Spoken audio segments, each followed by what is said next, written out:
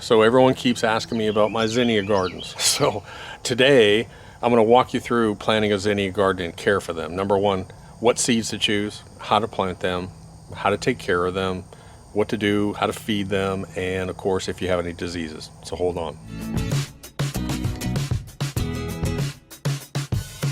Hey guys, don't forget, click that subscribe button. We got a bunch of videos coming up, and I'm also going to take you down to the beach house, show you the zinnias we planted down there, because we planted them there too. Zinnias are great plants because they're basically a plant and walk away type thing. There are a few things you have to do to take care of them, especially when they start to get this tall. When zinnias will grow like crazy if you take care of them, but these zinnias are probably right about starting to get 5 feet right now, and they're going to keep growing, so you have to manage them a little bit. Now I'm also going to take you over to the garden and show you some of these same practices in the garden in a second. So as you can see, this is why people are asking. We have these huge zinnia gardens all the way down here, all the way down the fence, all the way down. They go all the way down this fence line. If you have a boring space or want to do something quick and easy, zinnias are a great way to do it. So first of all, what type of seed? I'll put a link on the description below. I always link to a web page, and on that web page I'll link to the Zinnia Seed, I'll link to the dirt booster that we use, and then I'll link to the fungus sprays that we use on them. Go to Amazon. It's tough to find the mixes now. It's a little bit late. Earlier in the year, you can go to Walmart, any seed department, you'll find Zinnia mixes, and that's the best thing. You get all kinds of varieties, and I think that's what looks really cool, is when you get these different textures, you get these different colors, and it's just really cool. But I'll put a link to Amazon. There's a link there for like 2,000 Zinnia seeds, mixed varieties. You can find a whole bunch of them there, and they're cheap. It's like 12 bucks. So this whole thing, this whole row of fence probably cost me 15, 20 bucks to plant. How do I plant them? I have hard clay soil. And the good thing about zinnias is they're tough, and they'll grow in hard clay soil. All you have to do is do a trench. What do I mean? I dug a little trench, just about 4 inches deep or so, 4 to 6 inches deep, about that wide, just 6 or 8 inches wide. Just dig a little trench.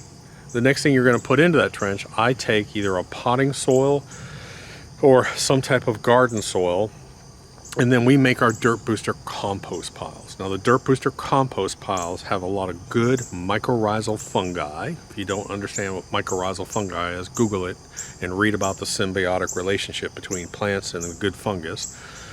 And it has all the nutrients and everything your plant needs.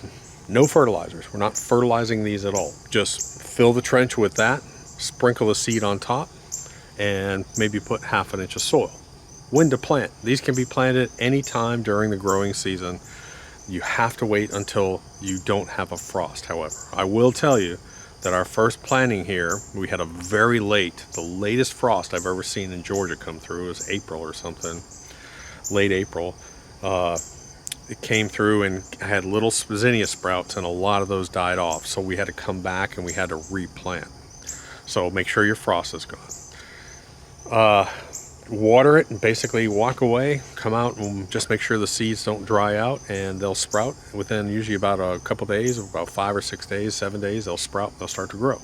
You can put, what we do is we put a little bit of light mulch. You don't want to put heavy pine bark chips or something like that. If you have like a light shredded mulch, you can put a light shredded mulch on top, very, very little, because you don't want to cover the seeds. The seeds only have so much energy to push up, so you don't want to bury them. Full sun. They want full sun, so you got to put them in an area where they get tons of sun. Heat, they love heat. It's going to be 100 degrees today. I don't think I've ever seen the 10-day forecast pop up with 2 days that the 10-day forecast says 100 degrees. It's going to be hot. They love the heat.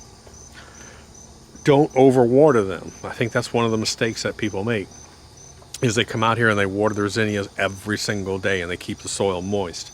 You start to get some fungus issues if you do that. So let them dry out, give them a few days where they're dry, the soil gets dry, and then go ahead and water them. So moderate watering.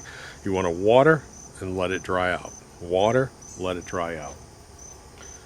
I am starting to have some, I think you would call it a bacterial fungus. There's another fungus that begins with a C. I can't remember the name of it. There's another fungus that also sort of looks like that. You can get some sort of snow mold on them sometimes, or some fungus. I'll show you here in a second, but I put a certain fungicide into a spray bottle, and just a couple, like a quarter of a cup, and then fill it up with water, put it on a hose end, and then I just soak my entire plant.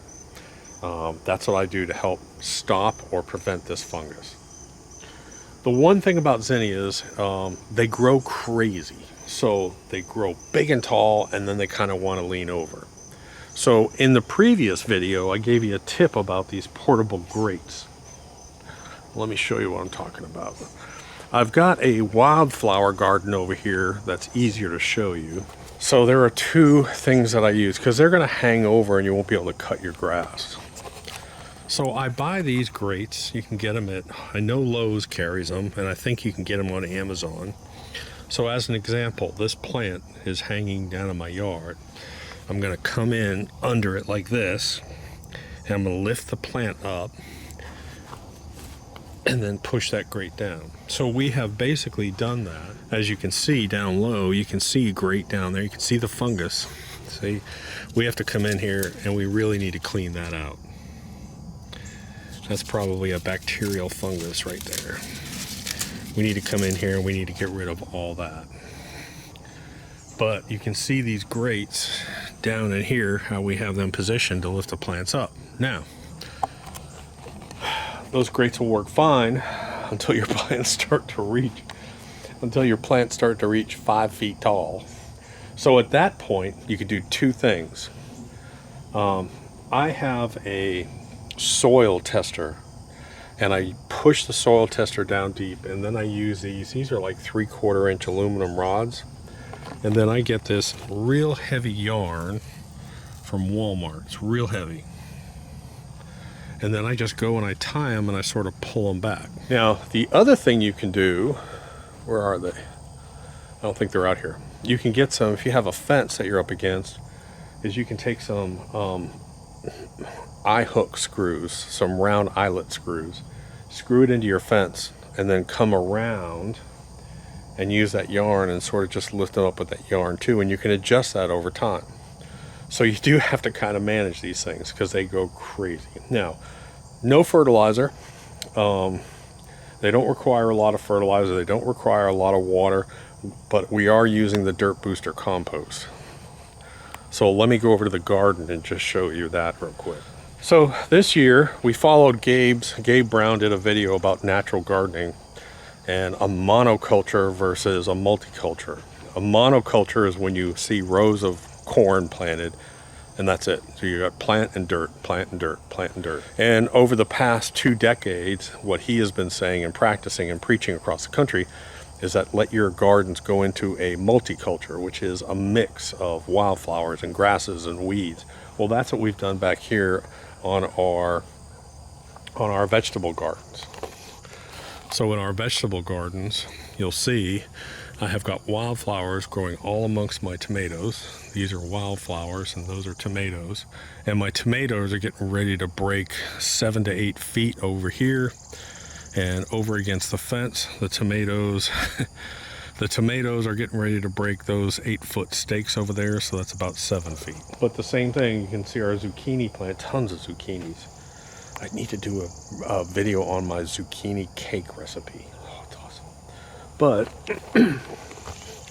as I go in here, what you'll see, the average person would look at this garden and say, oh man, you need to get all those weeds out of there. No, because we're not using any kind of mulch on our gardens. There's no mulch, no wood chips, no cardboard, just dirt. And what we're allowing is we are allowing all this natural wildflowers and grasses to cover up and protect the soil from the sun. And you can see that I've got wildflowers growing all amongst these tomatoes in here. Now, here's an important note. I'm going to stay down here on the ground for a reason, because every other person out there on YouTube that's growing tomatoes is going to tell you that you need to remove the bottom 2 feet of your tomato plants. I fell into that as well too. That's what we've been doing. And every year about this time in July, because it's so hot and humid, I'm sweating at 8 o'clock in the morning, we would get our fungus move in here. Well, this year, it is the end of July. We have not lost one plant, and I have almost zero fungus. Here and there a little bit, obviously. But look at this. All the way down here at the bottom, we've got all these leaves. Nothing's been taken off. Nothing's been pruned. And we're just growing wild. It's amazing what happens. This is really cool.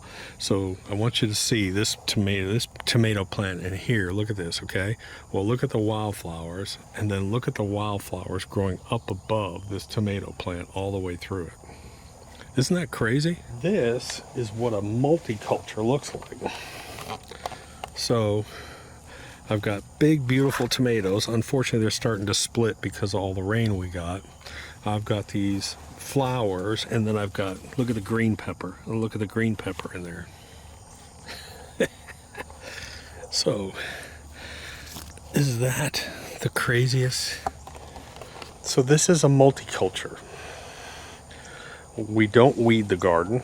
We intentionally plant wildflowers, a little bit of grass, and some clover in here. We intentionally plant it.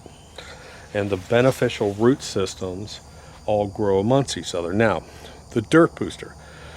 The dirt booster contains naturally organic material, and because of that breakdown, it feeds the plants, but it has really good mycorrhizal fungi. If you don't know about mycorrhizal fungi and you're a gardener, Google it, watch the videos on it. There's some real short videos on it. You'll learn about the symbiotic relationship between plant roots and mycorrhizal fungi. Basically, they double the size of your roots and they protect it from bad fungus. So I really think one of the reasons why we haven't had so much fungus this year is because of that. So the only thing that you should consider doing treatment-wise once you have your zinnias starting is probably put down some type of preventative systemic fungus treatment. Zinnias have a tendency to get they do get some powdery mold, but they get a lot of this black spot, brown spot on the leaves. I forget what type of fungus it is. I have not been good at pre-treating my zinnias this year, and you'll see it in pockets. And generally what you need to do is go clean out that pocket and then spray it. Now I mix it up and put it in a hose end sprayer, and I'll treat this whole plant system and even spray it on the ground a little bit.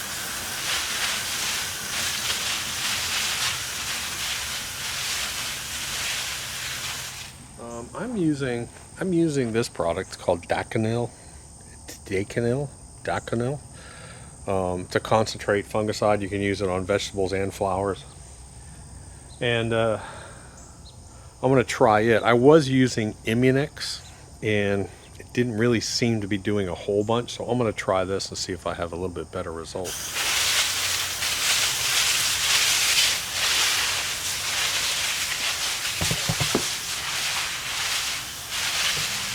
And just so you know, we've also been using the dirt booster compost on our banana plants. I keep wanting to call them banana trees, but they're actually banana plants. Are just absolutely massive. This is just a massive tree. I call it a tree because it's so big.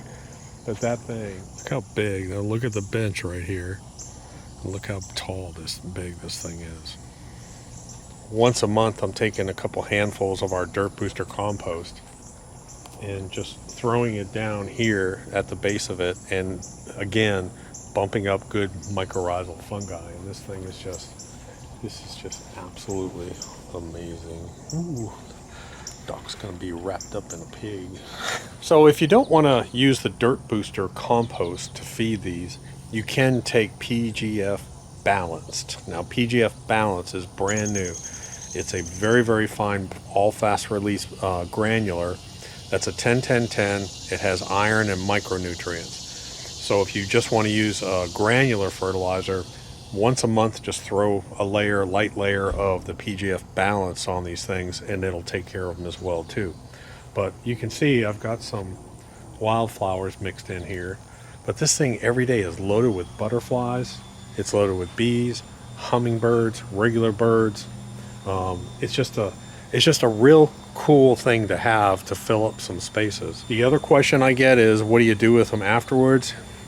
You got to cut them all down. So in the wintertime, you got a cleanup project, but it really is probably one of the best plants to take up a space to add color and just really bulk it up. So anyways, I'm going to enjoy my zinnias. You guys have a good day. Hit subscribe, and I'll talk to you later. Doc.